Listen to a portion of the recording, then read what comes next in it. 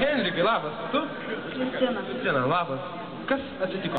Prieš 2 metus aš turėjau rankos traumą ir po to buvo man sąnarių uždegimas. Ir man pakelti vaiką buvo labai skausminga.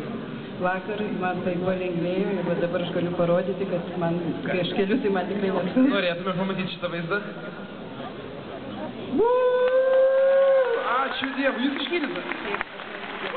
Ačiū Dievui, ačiū labai.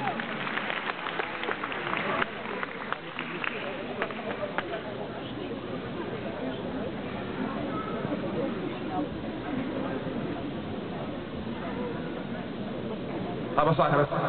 Aš Antanina. Antanina, kas atsitiko? Skaudė į nugarą. O dabar? Nebeskauda. Jūs išgydyta, Antanina. Ačiū Dievui, ačiū Jums.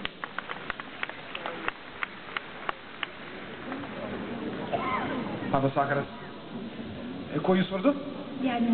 Janė, kas atsitiko? Aš prieš 12 metų operavo šitą, dabar praeis 12 metų ir vėl sako, reikia operuoti, bet aš tikiu, kad jūs man išgydyti. Kad Jūs išgydyta esate? Taip, taip. Ačiū Dievui, Jūs esate išgydyta.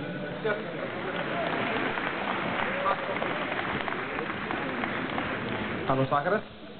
Kuo Jūs vardu? Vida, Vida, kas atsitiko? buvo užspausti nervai riešų ir ataugos penties. Ir dabar ką?